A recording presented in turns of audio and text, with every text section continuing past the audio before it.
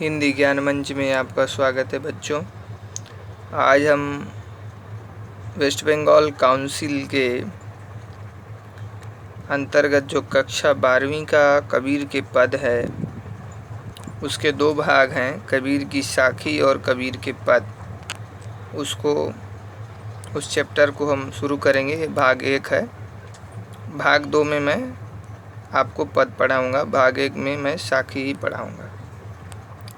तो इसको पढ़ने से पहले थोड़ा कबीरदास जी के बारे में जान लिया जाए, क्योंकि आपको शॉर्ट क्वेश्चन जो पूछा जाता है बराबर इससे बनता रहता है।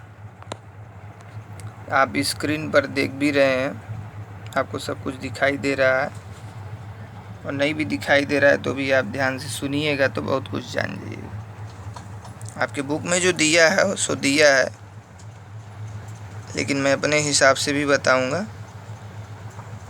देखिए, यहाँ दिया है संत काव्य धारा के प्रवर्तक। तो आपको ध्यान देना होगा, कबीरदास संत काव्य धारा के प्रवर्तक थे। तो क्वेश्चन जैसे बनता है, संत काव्य धारा के प्रवर्तक कौन थे? कबीरदास। कबीर किस तरह की भक्ति रखते थे? तो निर्गुण भक्ति रखते थे। कबीरदास जी का जन्म कहाँ हुआ? तो काशी में हुआ। कब हुआ? तो सन 1398 ईस्वी में हुआ। अब इनको जन्म को लेकर बड़ी भिन्न भिन्न राय है। कुछ लोग कहते हैं कि विधवा ब्राह्मणी की संतान थे, जिसे लोकलाज से माता ने लहरतारा में छोड़ दिया था, और नीरू नीमा नाम के जुल्हे दंपत्ति यानी पति पत्नी ने इनको पाल लिया और इनकी सेवा की। कबीरदास से गुरु स्वामी रामानंद थे। तो जनश्रुति जो थी, इस जनश्रुति में कहा जाता है जो विधवा थी, एक ब्राह्मण की कन्या थी, और उसको लेकर के ब्राह्मण जो है स्वामी जी रामानंद जी के पास गए। तो रामानंद जी ने उसको पुत्रवती होने का वरदान दे दिया, क्योंकि सिद्ध स्वामी थे। अब दे तो दिया कि बात ये थी कि वो तो विधवा थी, अब उसको पुत्र कैसे हो? लेकिन ये रामानंद जी का जो वरदान है वो तो झूठ हो नहीं सकता था, इसलिए संतान तो हुई, लेकिन यही कहा जाता है कि माता ने लोक लाज के कारण उनको छोड़ दिया था। और कबीरदास जी का जो विवाह हुआ था वो लोई नाम की स्त्री से हुआ था। उनकी 2 संतानें हुई, एक लड़का हुआ कमाल और बेटी हुई कमाली। जिंदगी भर कबीरदास जी जुल्हे का काम करते रहे, बुनाई का काम करते रहे। कबीरदास जी पढ़े लिखे नहीं थे, जैसा कि उनके दोहों से हमें पता चलता है। एक जगह उन्होंने लिखा है कि मसी कागज छूयो नहीं, कलम गही नहीं हाथ। जो देखा उसको उन्होंने बहुत कुछ माना है, इसलिए वो कहते हैं कि तू कहता कागज की लेखी, मैं कहता आँखिन की देखी। तो इस तरह कबीरदास जो है सच में जो दिखाई पड़ रहा है उस पर ज़्यादा विश्वास यकीन रखते थे। और एक मान्यता थी कि काशी में शरीर त्यागने से मोक्ष की प्राप्ति होती। इस मान्यता को छुटलाने के लिए वह काशी छोड़ करके मगहर चले गए थे, और वहीं पर 1518 में इनकी मृत्यु हुई थी। रूढ़िवाद, धार्मिक आडंबर, अंधविश्वास, जाति भेद, मूर्ति पूजा, ये सब के घोर विरोधी थे। ये सीधे सीधे ब्रह्म को मानते थे, निर्गुण निराकार ईश्वर जिसका कोई आकार नहीं होता। इन्होंने जो रचनाएं की उसको साखी, शबद, रामायणी 3 रूप में देखा जाता है। तो इनका संकलन जो है इनके शिष्य धर्मदास ने बीजक नाम से किया था। साखी यानी साक्षी। मैं अब साखी पढ़ाने जा रहा हूँ, इसलिए साखी का मतलब होता है साक्षी।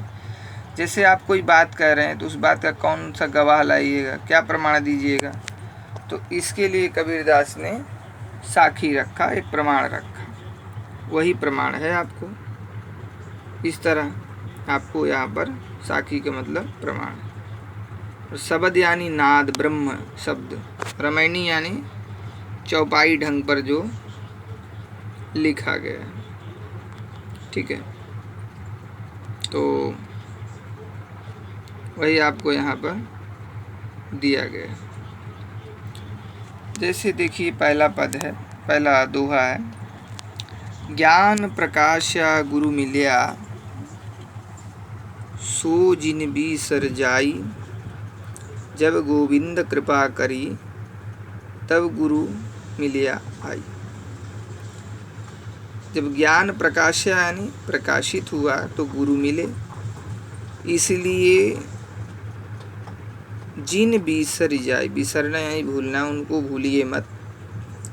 जब गोविंद कृपा करी, और ईश्वर ने कृपा की तो गुरु को आकर के मिल गए। यहाँ पर उन्होंने ज्ञान और गुरु दोनों की महिमा इस साखी में बताई।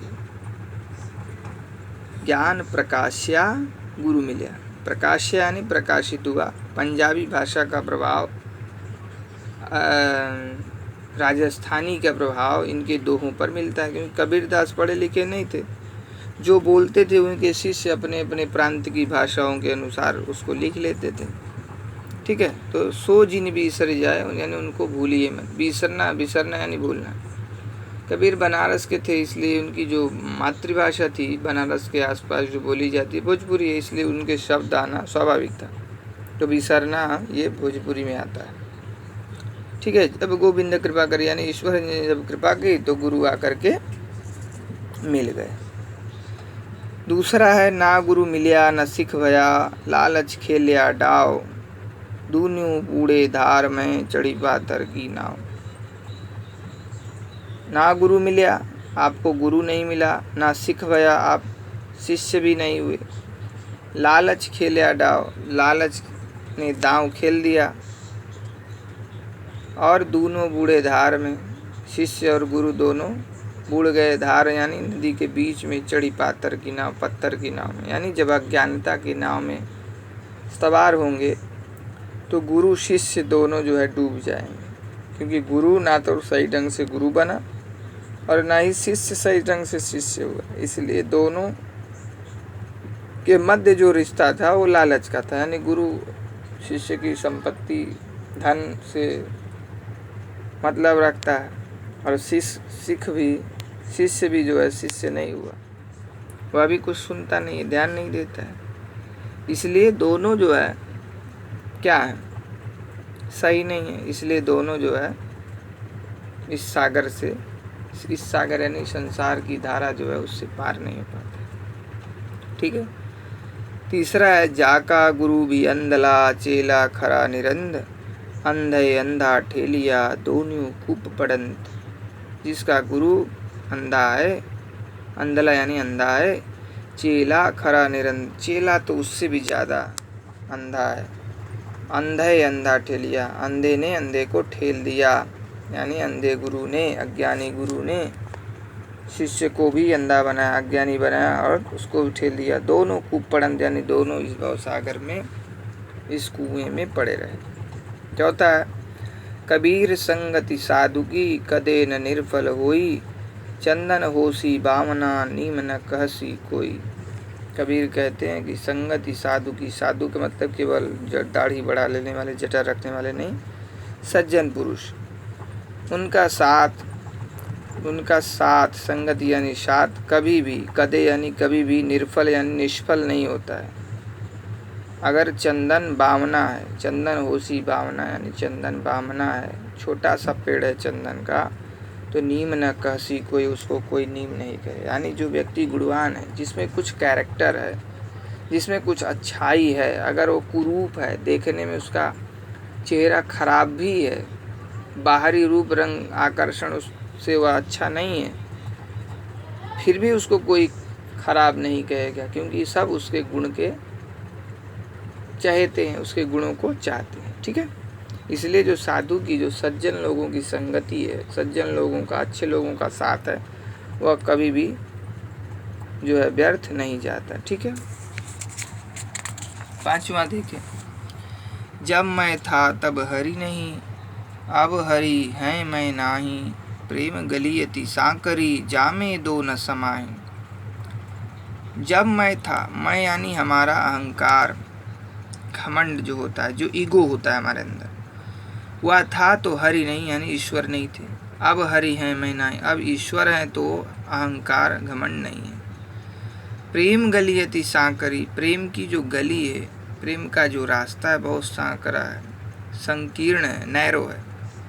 जामे दो न समाए, उसमें दोनों नहीं समाते, यानी हरि और घमंड दोनों नहीं समाएंगे। यानी आपको प्रेम मार्ग पे चलना है तो आपको घमंड छोड़ना होगा। ठीक है, फिर से देख लें।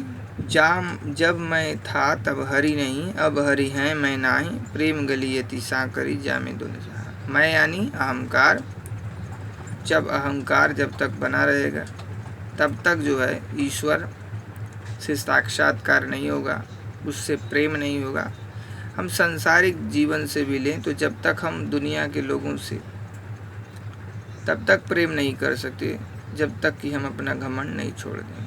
कोई भी हो, एक दूसरे से प्रेम तभी होगा जब हम अपने ईगो को वहाँ से हटा देंगे। ठीक है, निंदक नियरे राखिए आंगन कुटी छवाए, बीनू पानी साबुन बिना निर्मल करे सुबह। निंदक यानी आपकी निंदा करने वाले, आपको क्रिटिक जो होते हैं, आप क्रिटिसाइज करने वाले जो लोग हैं, उनको आप अपने पास रखिए, नज़दीक। नियर यानी नज़दीक रखिए। आंगन कुटी छवाए, कबीर कहते हैं आंगन में कुटी छवा करके एकदम नज़दीक उनको रखिए। बिनु पानी साबुन बिना, बिना साबुन पानी के आपका स्वभाव निर्मल हो जाएगा। स्वभाव यानी स्वभाव, यानी जब कोई हमारी आलोचना करता है, हमको क्रिटिसाइज करता है, तो क्या होता है कि जो हमारे अंदर खराबी है हम उस पर ध्यान देते हैं और उससे हम अच्छाई की ओर चले जाते हैं। ठीक है, यही यहाँ पर कबीर कह रहे हैं, इसलिए निंदा करने वाले को साथ रखना जरूरी है।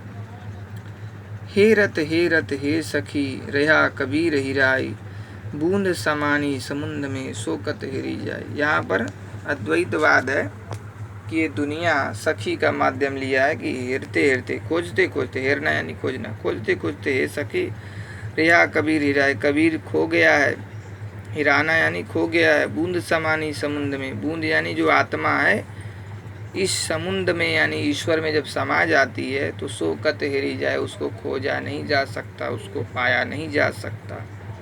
यानी ईश्वर बहुत बड़ा, बहुत व्यापी है, उसमें आत्मा का कोई अस्तित्व उसी तरह नहीं है जैसे सागर में जल की एक बूंद का। ठीक है, उसको हम खोज नहीं सकते, अगर उसको हम खोजने जाएंगे तो खुद खो जाएंगे।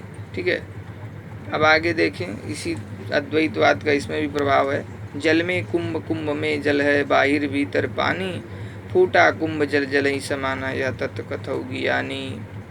जल में कुंभ है, यानी हम जब नदी या सरोवर से पानी लेते हैं तो हमारा कुंभ यानी घड़ा उस जल में रहता है, और जब जल ले लेते हैं तो कुंभ में, घड़े में भी पानी रहता है, यानी बाहर भीतर दोनों तरफ पानी रहता है। और जब वो घड़ा फूट जाता है तो जल जल में मिल जाता है। यही तत्व यानी तत्व, कथो ज्ञानी, ज्ञानी यानी ज्ञानी लोग इसी बात को कहते हैं। यह द्वैतवाद है। जब मनुष्य मर जाता है तो उसके पांचों तत्व जो है, क्षिति जल पावक गगन समीर, इन 5 तत्वों से शरीर बना। ये 5 तत्व पांचों तत्वों में मिल जाते हैं। तो इस तरह जो शरीर है 5 तत्व पांचों तत्वों में मिल जाते हैं, और जो आत्मा है वह परमात्मा से मिल जाती है। और जो कुंभ है ये संसार का माया का आवरण है जो उस पर चढ़ा है। इसी घड़े में, इसी माया के घड़े में वो रहता है जीव, आत्मा। लेकिन जब ये घड़ा टूट जाता है तो वह ईश्वर से मिल जाता है, क्योंकि ईश्वर भी जल रूप है, वो भी जल रूप है, दोनों ईश्वर का ही अंश जो है जीव है। गोस्वामी जी ने कहा है, तुलसीदास जी ने अपने रामचरितमानस में, कि ईश्वर अंश जीव अविनाशी। ठीक है, चेतन अमल सहज सुख राशि। आगे देखें, इसमें भी पाखंड का उन्होंने विरोध किया है, बाह्य आडंबर का विरोध किया है जो उस तत्कालीन समाज में था। यहाँ पर मुस्लिम समाज पर प्रहार किया है। काकर पाथर जोरी के मस्जिद लई बनाए, ता चढ़ी मुल्ला बांग दे क्या बहरा हुआ खुदाए। जो नमाज अदा करते थे, शोर मचाते थे मस्जिद के ऊपर चढ़ करके, तो वही कह रहे हैं कंकड़ पत्थर जोड़ करके आपने मस्जिद बना ली, और उस पर आपका जो मुल्ला है यानी मौलवी जो है बांग देता है यानी चिल्लाता है, क्या आपका भगवान खुदा बहरा हो गया, यानी ईश्वर को क्या सुनाई नहीं देता। यानी ईश्वर के लिए आपको बाहरी कुछ करने की जरूरत नहीं, उनके लिए मन से चाहत की ज़रूरत है, मन से ही आप ईश्वर को पा सकते हैं। मानसिक ध्यान की ज़रूरत है, बाहरी दिखावापन करने की कोई ज़रूरत नहीं है। ठीक है, तो आगे देखें लास्ट 10वां, हम देखत जग जात है, जग देखत हम जाई, ऐसा कोई ना मिले पकड़े छुड़ावे बाई। देखिए इसको बहुत ध्यान से सुनिएगा। हम देखत जग जात हैं, कबीर कह रहे हैं मैं देख रहा हूँ कि दुनिया चली जा रही है, जग देख रहा है कि हम भी चले जा रहे हैं, जग देखत हम जाई, दुनिया भी देख रहे हम भी चले जा रहे हैं, ऐसा कोई ना मिले पकड़ी छुड़ावे भाई। ऐसा कोई नहीं मिला जो बाँह पकड़ करके छुड़ा दे। यानी सारी दुनिया अपने रास्ते पे चल रही है, कबीर अपने रास्ते पे चल रहे हैं और दुनिया देख रही है कबीर अपने रास्ते पे चल रहे हैं। ऐसा कोई ना मिले, कोई ऐसा नहीं मिला जो बाँह पकड़ करके छुड़ा दे। किसको छुड़ा दे? कबीर को नहीं। जो लोग दूसरे रास्ते पे जा रहे हैं, परमार्थ के रास्ते से अज्ञानता के रास्ते पे जा रहे हैं संसार के लोग, उनको कोई बाँह पकड़ करके छुड़ा दे तो यही कह रहे हैं कि ऐसा कोई अभी तक नहीं मिला जो बाँह पकड़ करके छुड़ा दे कि वह उस रास्ते पर ना जाएं। दूसरे अर्थ में दुनिया भी उसी रास्ते पे चल रही है, यानी सभी मृत्यु को प्राप्त हो रहे हैं। कबीर भी मृत्यु को प्राप्त होंगे तो दुनिया देखेगी। इसीलिए करें हम देखत जग जाते, मैंने देख लिया दुनिया जा रही है, और जग देखत हम जाएं, संसार भी देखेगा कि मैं चला जाऊंगा। और अभी तक कोई नहीं मिला जो बाँह पकड़ कर छुड़ा दे। यानी ये जो आवागमन का चक्कर है, जन्म मरण का चक्कर है, इससे मुक्ति मिल जाए। यानी जो निर्वाण शब्द है उसकी बात यहाँ पर, निर्वाण की चर्चा कबीर कर रहे हैं। ठीक है, तो इस तरह साखी जो है हमने समाप्त कर लिया। अगले वीडियो में हम कबीर के पद पढ़ेंगे और उसके बाद मैं इस पर क्वेश्चन आंसर भी डिस्कशन कर लूँगा। ठीक है।